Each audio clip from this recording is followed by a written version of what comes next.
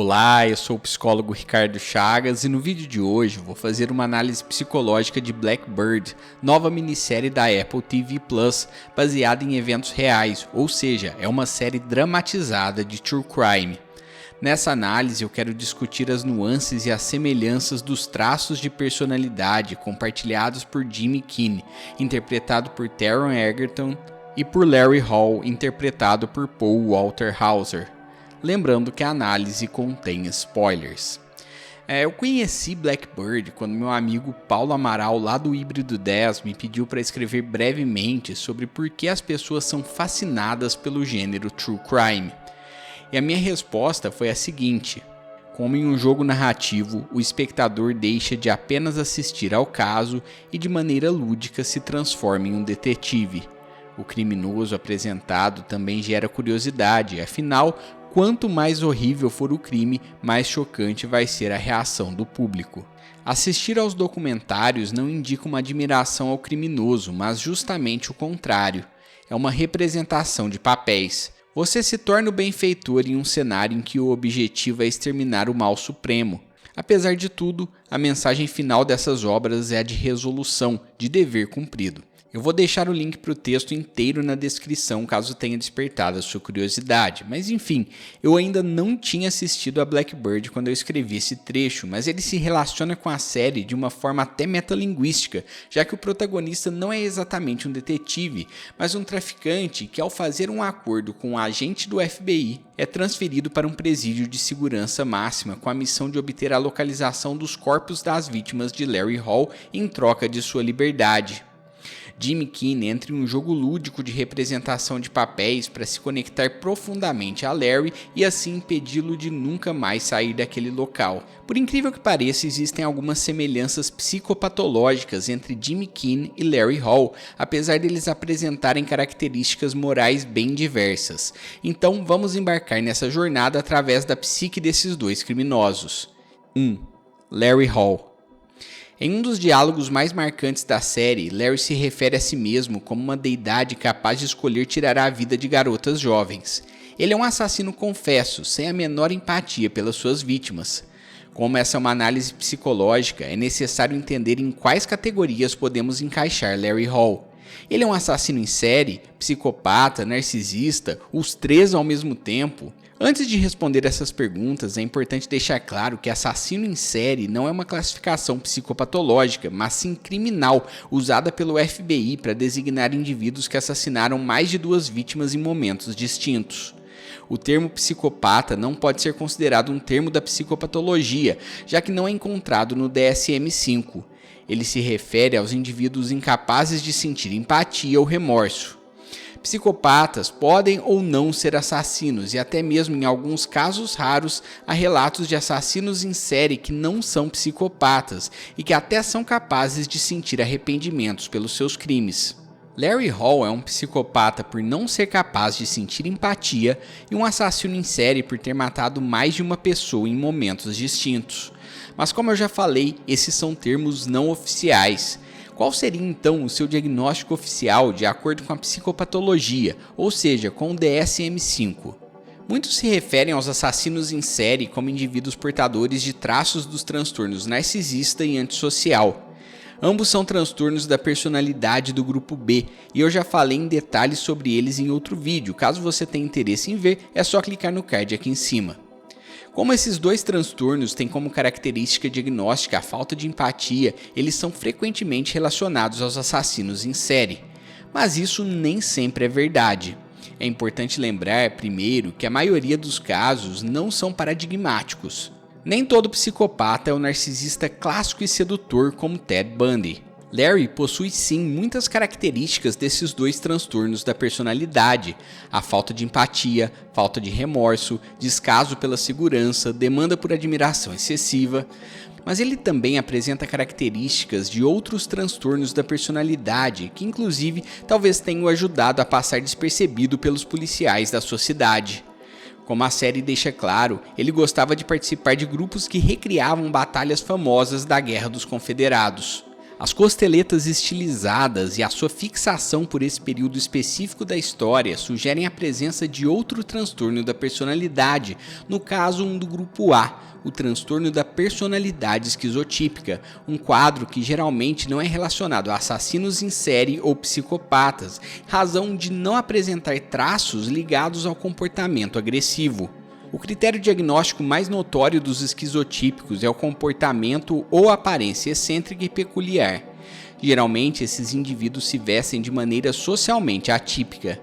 Esse traço especificamente é óbvio em Larry, mas outros também podem ser observados. As ideias de referência, por exemplo, são crenças claramente distorcidas sobre situações exteriores.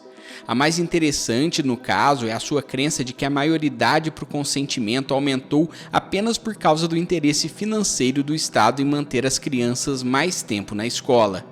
Outra característica desse transtorno são as experiências perceptivas incomuns, incluindo ilusões corporais.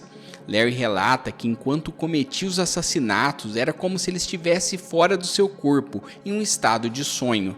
Todos esses sintomas, aliás, se relacionam aos episódios de abuso praticados pelo pai, que o levava em caminhadas noturnas a fim de roubar os pertences dos mortos que ele mesmo enterrava. Ele forçava o Larry criança a desenterrá-los e subtrair seus objetos de valor. Às vezes, a vida real é ainda mais assustadora do que as histórias de horror. Larry Hall tem diversos traços de vários transtornos da personalidade. Um assassino em série nem sempre é apenas um sujeito charmoso e manipulador, como popularmente se acha. Aliás, na vida real é bem provável que eles sejam como Larry, que provavelmente possui transtorno da personalidade mista, ou seja, apresenta características de diversos transtornos da personalidade.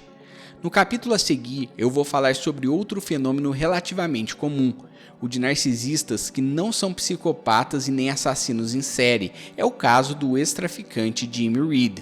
Mas antes eu quero falar sobre o Manual Mandala, meu curso sobre criação de conteúdo. Na aula dessa semana eu falei sobre como escrever bons roteiros, ou seja, roteiros como esse, que possuem conteúdos profundos, mas ainda assim não deixam de entreter. Por apenas R$ 19,90 por mês, você tem acesso a todas as aulas, podendo cancelar quando quiser. Tá esperando o que para ativar seus 7 dias grátis? Aproveite! 2. Jimmy Keane. Assim como Larry, Jimmy Keane também teve uma infância traumática. Apesar de ter um bom relacionamento com o pai, ele presenciou o casamento conturbado com a sua mãe, que depois da separação começou a namorar um sujeito abusivo. Eventualmente, Jimmy tentou protegê-la, mas acabou apanhando. A mãe ficou do lado do namorado. Nos é mostrado claramente que Jimmy procura a própria mãe nas mulheres com quem se envolve. De um ponto de vista mais analítico, Jung relaciona os traumas com o chamado complexo materno do filho, cuja principal consequência é o Dom Juanismo. Jung diz que no Dom Juanismo a mãe é procurada inconscientemente em cada mulher.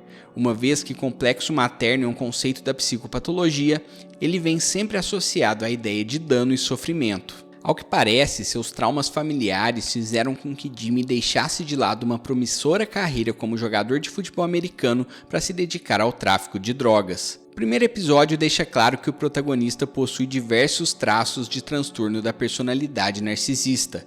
Ele é um sujeito arrogante, superficialmente charmoso e preocupado com fantasias ilimitadas de sucesso, beleza e poder.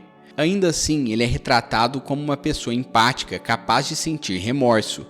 Apesar de inicialmente fingir para agente do FBI que não se importa com as vítimas de Larry, depois que eles começam a forjar uma amizade, fica evidente seu incômodo com a descrição detalhada dos terríveis crimes do assassino.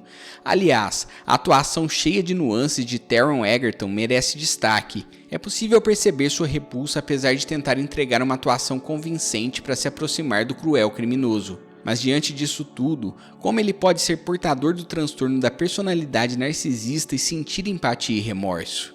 Como eu disse no capítulo anterior, essa é uma falácia propagada à exaustão pelo senso comum.